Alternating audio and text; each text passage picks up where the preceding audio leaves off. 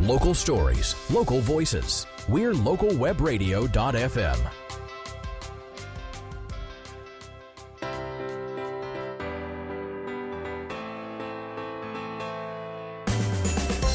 Welcome to Sound Investing with Byron Striloff, Senior Investment Advisor at CIBC Wood Gundy, and recognized by Vancouver Magazine in its selection of top wealth makers in Vancouver for 2013. And now, here's your host. This is your host, Erik Reynolds, and I'm here again with Byron Striloff, Senior Investment Advisor at CIBC Wood Gundy. And today we are talking with Byron about gold and its ability to act as a hedge against inflation.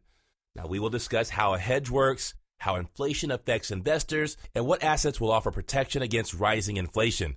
Now, before Byron joins us, just as a reminder that if you do have questions or require assistance, you can reach Byron at 604-535-3700. Again, that's 604-535-3700. Now, Byron, as always, it's great to be talking with you again today. Oh, I'm glad to be here, Erik. Well, Byron, our subject today is gold and its ability to act as a hedge against inflation.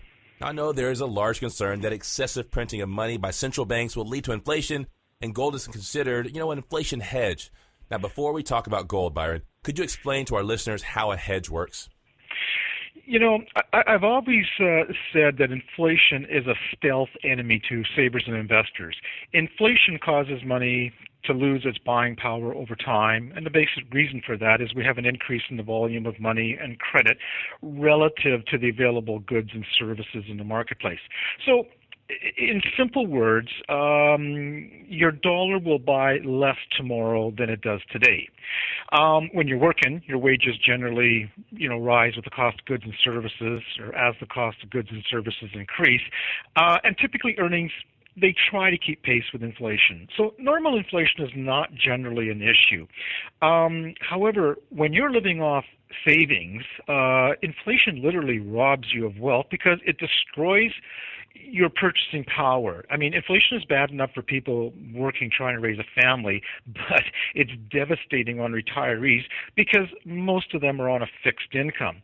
So, and as a rule, I've found that most people underestimate the impact inflation will have, on their retirement plans. So basically, a hedge is any investment that is considered to provide protection against the decreased value of a currency, which is your money. And having an inflation hedge typically involves investing in an asset that is expected to maintain or increase its value over a period of time against the fall of a currency's value. Well, Byron, so I understand that inflation causes my purchasing power to decline. But how does inflation affect investors who have money invested and are making a return on their capital? Now, does that offset the effects of inflation? Erik, it really would seem so, but not really.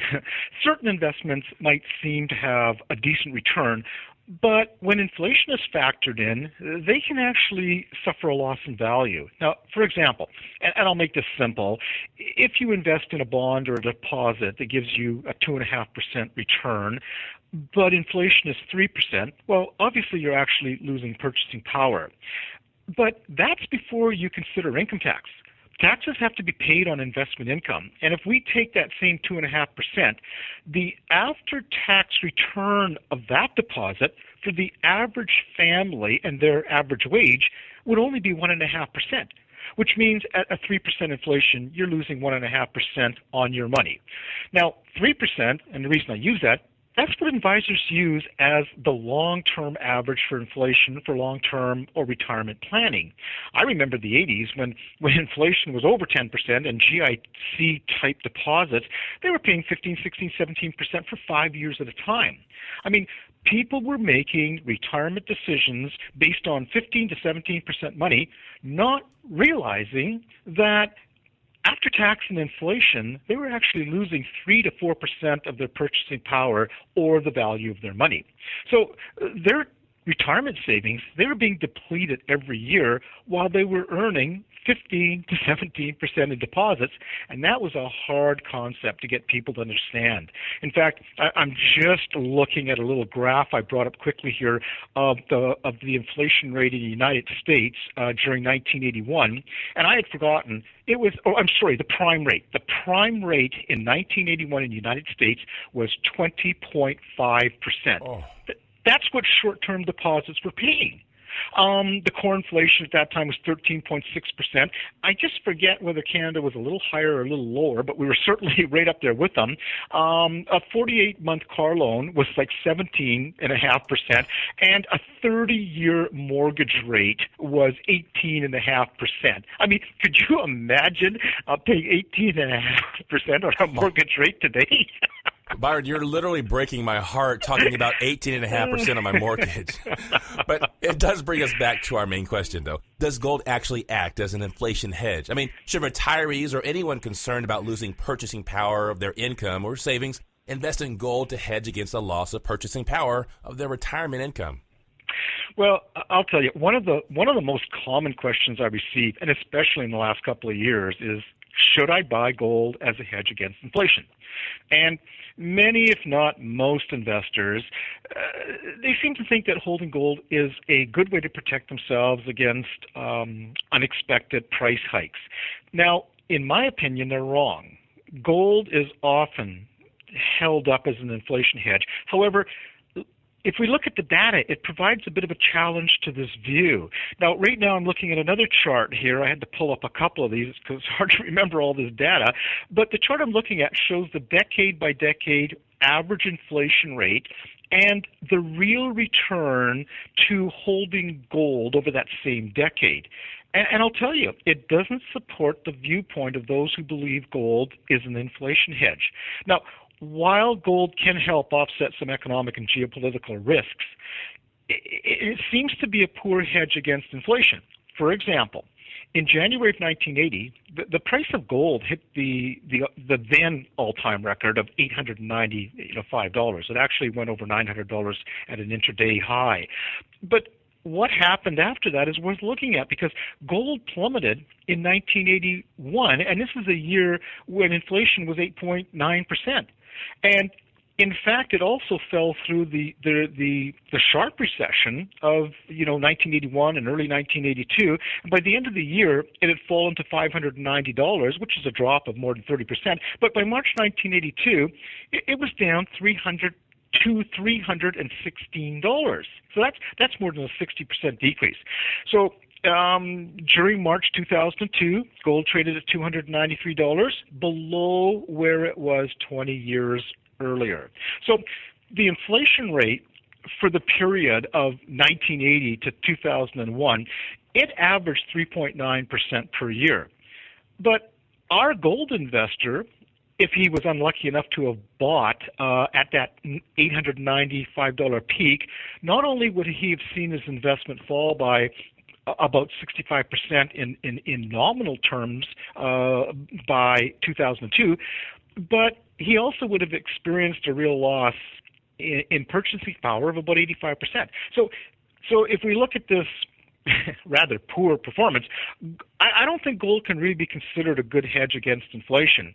This view that gold is a hedge seems to reflect a belief built up about 30 or 40 years ago from about 1973 again to 1980, and that was a period in which inflation was generally over about 6% in the U.S., and gold did increase dramatically during that time.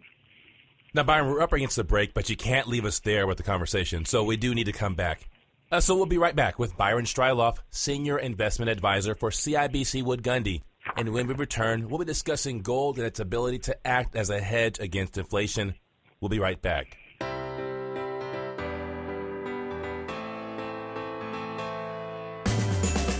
More Sound Investing with Byron Striloff after this.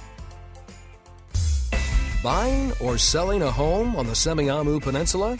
Catch up on local market conditions on This Week in Real Estate with Lance and Connie Marples from Sutton West Coast Realty on localwebradio.fm. If you're struggling with a dental or oral health issue, be sure to catch the Healthy Smiles Oral Health Show with Dr. Norm Ickert on the Health Channel on localwebradio.fm.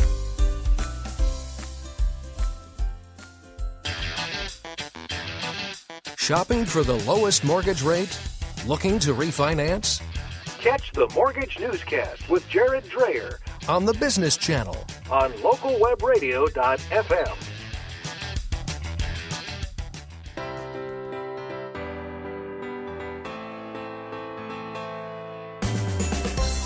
It's now time for more Sound Investing with Byron Striloff, Senior Investment Advisor at CIBC Wood Gundy. All right, we're back with Byron Striloff, and we're discussing what assets will offer protection against rising inflation. So, Byron, if it's not really an inflation hedge as commonly thought, what causes the large prices changes in gold, and is it perhaps viewed more as a hedge against a financial or economic crisis? Well, the most likely explanation for why gold prices go up is because gold prices are going up. Price changes in gold, they're hard to explain most of the time. When gold is going up, any explanation seems to explain the advance, like a world economy in crisis or central banks printing more money. And when it goes down, suddenly we have a slowing economy in China that seems to explain the drop. I think the deeper issue here is that the most common explanation for gold's rise, and that being that it's a hedge against inflation and money debasement, it hasn't held water for a long time. The rapid rise in the price of gold in the 70s, it was fueled by very easy monetary policies, and we also had negative real interest rates at that time. And when the era of loose money ended, the bubble burst. And here again, easy money, which we've had for 2 decades now, it also appears to be behind the surging gold prices, at least since the early 2000s. Now, while I'm certainly not predicting that gold prices are set to collapse, it's possible that they can fall as well as go up. So just as a change in monetary policy led to a change in gold prices in 1980, if we have a move by central bankers to raise interest rates, that could cause a repeat performance of that dramatic decline that we had more than 3 decades ago. Now, today, gold has risen through a period of low inflation, but I think the notion that gold is a hedge against inflation has been replaced with the more general view that gold is a hedge now against economic uncertainty. But if we look at that, recent events haven't really supported that either. I mean, nothing I'm seeing has changed or reduced the world's economic uncertainty. And I remember looking at the Cypriot crisis where, the whole country had a bank bail-in, and anybody with over $100,000 apparently lost about 60% of their savings. Now, you would think, as I did, that would shake investors' confidence in other currencies enough to send gold up, but it didn't. So many economists, they call the price of gold a fear index, and that's true. Gold tends to rise in periods of turmoil, but the link between the price of gold and real economic conditions seems to be weak. Investors who one moment see a world economic panic and rush into gold can, in the next moment, see a gold panic and rush for the exit. So gold can help offset some economic and geopolitical risks that I've said, but I believe that most people certainly now see gold as a form of insurance against a catastrophic event hitting the global financial markets. And if that were to happen, however, I think it's likely that gold would be of use only to those investors who held it physically. Let me ask you this way. If gold's not an effective or at least not a consistent hedge against inflation, what assets will offer protection against rising inflation? Well, and that's a good question, because the next in the list is commodities, which are also often seen as an inflation hedge. However, again, this is almost entirely due to the experience again of the 1970s when we had the creation of OPEC and the fact that energy dominated most of the commodity indexes. So oil did well, but if you held the wrong commodities, their inflation hedging performance would have looked very different. I don't think there are any good inflation hedges in the short term. But over the long term, stocks and real estate have acted as good inflation hedges. As I said, we saw gold reach $900 in 1980, and the Dow 1,000 points at the same time. Now the Dow has reached almost 17,000, and gold at its peak, just below 2,000, today is trading around $1,370. So looking at the numbers, the Dow was a far better hedge against inflation than gold since 1980. Why these people keep saying the same thing over and over again and expect a different result, like, for this time I'll be right, it's kind of a mystery to me. But in fact, if we look at countries that have suffered high inflation in the 20th century, such as, Germany and Italy for sure, stocks still delivered a positive real return in those countries. And real estate value does have a strong correlation with replacement costs, which also rise during inflationary times. So I find the one consistency I see is that gold appears to be more of a hedge in a sense against government, and not so much the hedge against inflation. And by that I mean it has risen during periods when there is an uncertainty as to what paper currencies will be worth, and that seems to be a major concern for most people I talk to today, with so much money printing going on around the world by all major governments. Now, Byron, this is all just so fascinating. Before we get out of here, though, do you have any last thoughts on gold for our listeners? Well, actually, I do. I think we all have to give some thought about what's happened since 2008. If I told you back then that the Fed's balance sheet would balloon, fivefold, creating lots and lots of money, what would you have guessed the world would look like in 2013? I mean, really, would you have guessed that we'd see a 10-year Treasury note pay just a little over 3%? Would you have guessed that gold would be trading at $1,370 an ounce approximately? The inflationist view had interest rates in gold much higher, not lower. So something is clearly not right with the Fed's printing money and we're going to have inflation argument. At some point, you have to reevaluate the way you look at the world, or you just sit content to watch things unfold. And in financial markets, that could be quite costly. Well, Byron, thanks so much for the conversation today. It's been so fascinating, like I said before. Unfortunately, we are out of time. Now, if you, the listener, know someone who would benefit from this conversation we've talked about today, why don't you go ahead and share this podcast with them? I am sure they'll thank you for it.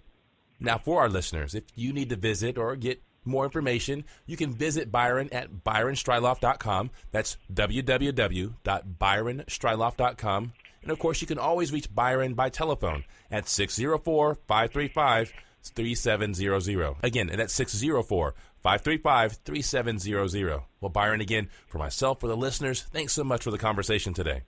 Thank you very much.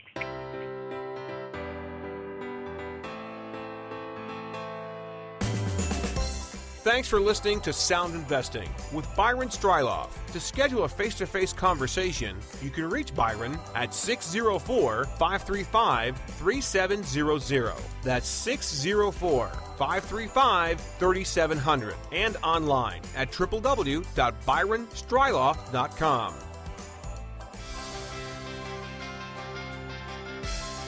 You're opted in to localwebradio.fm. Community-minded, locally focused.